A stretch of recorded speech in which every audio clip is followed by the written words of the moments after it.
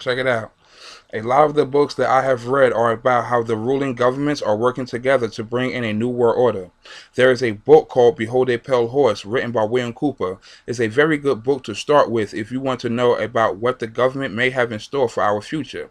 One part in particular talks about the Pope and what he has to say. The Pope has challenged world leaders by claiming that the people of the world already recognize the absolute authority of Rome because they observed the Sunday Sabbath that was ordered by the Pope in the Council of Laodicea, AD 364.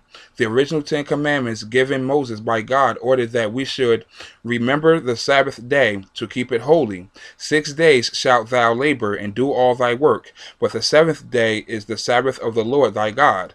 In it thou shalt not do any work, thou, nor thy son, nor thy daughter, thy manservant, nor thy maidservant, nor thy cattle, nor thy stranger that is within thy gates. For in 6 days the Lord made heaven and earth, the sea, and all that in them is, and rested the seventh day. Wherefore the Lord blessed the Sabbath day and hallowed it. The seventh day, the Sabbath, as handed to Moses by God, is Saturday. The celebration of Sunday as the Sabbath is verification that the people recognize the Pope as superior to God.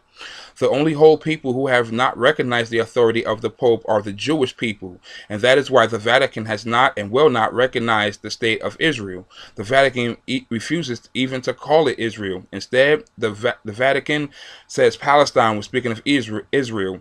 And this is from William Cooper's Behold a Pale Horse. It's stuff just like this that makes me and should make others worry about our country state. I don't know how anyone else will perceive this information, but I know it doesn't sound good to me, and I wonder how being taught how to practice corrupt religious practices will help out in the near future. There are so many who would just do as they're told without question, which is scary and dangerous. William Cooper also wants us to know the secrets about secret societies and how they are the ones who are in control of the world as we know it to be. The most powerful secret society in the organization is in the world is the Bilderberg Group, organized in 1952 and named after the hotel where its first meeting took place in 1954. The man who organized the Bilderberg Group, Prince Bernard of the Netherlands, has the power to veto the Vatican's choice of any pope it selects. Prince Bernard has this veto power because his family, the Habsburgs, is a descendant of the Roman emperors. Prince Bernard is the leader of the black families. He claims descent from the house of David and thus can truly say that he is related to Jesus.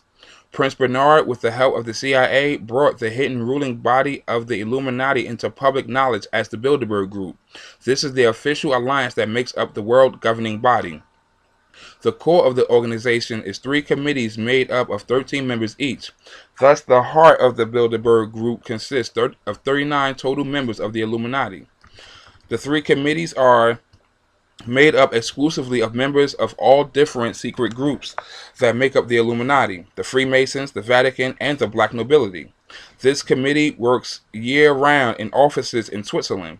It determines who is invited to the annual meeting and what policies and plans will be discussed.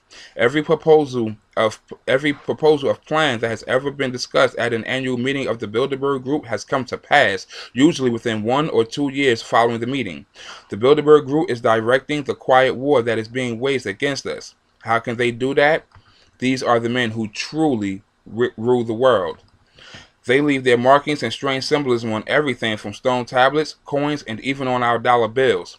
They will stop at nothing to take us over, only to boast over the fact that they have warned of what was coming to pass, and that we, the people, chose to ignore it. We cannot afford to ignore them any longer.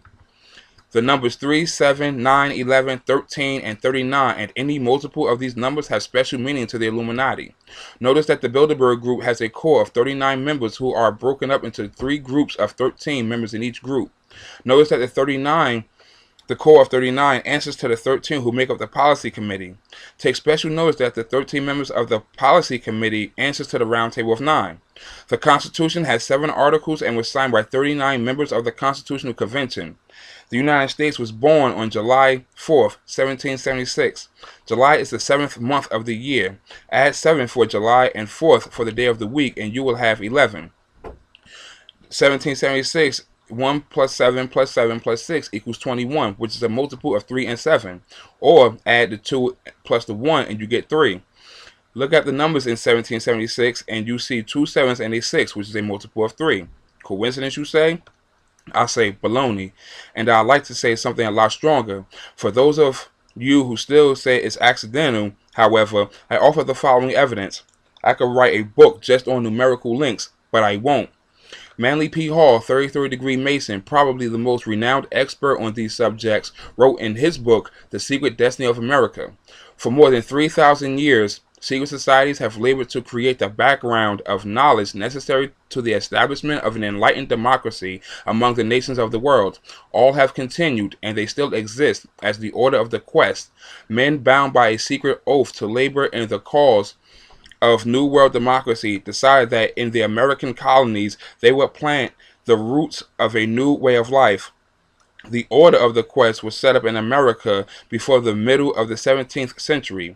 Franklin spoke for the Order of the Quest, and most of the men who worked with him in the early days of the American Republic were also members.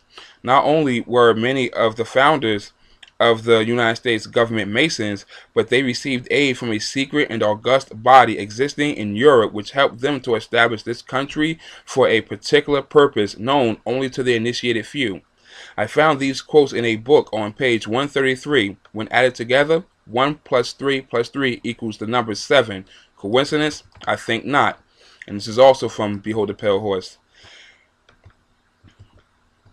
Maybe you don't want to see the significance in William Cooper's writings because either you just don't believe the U.S. government will be engaged in such activities that could damage the very fabric of the American way, or you actually see that they would do such works and you don't know what to do to stop them, since there are so many others that have been blinded by false knowledge that it has become far too hard to get them to see the truth. Deciding that you're just paranoid and there really isn't anything wrong happening with the government, this can only prove to be a fatal step if you so much as entertain the thought that our U.S. government is only trying to make the lives of its civilians much, much easier.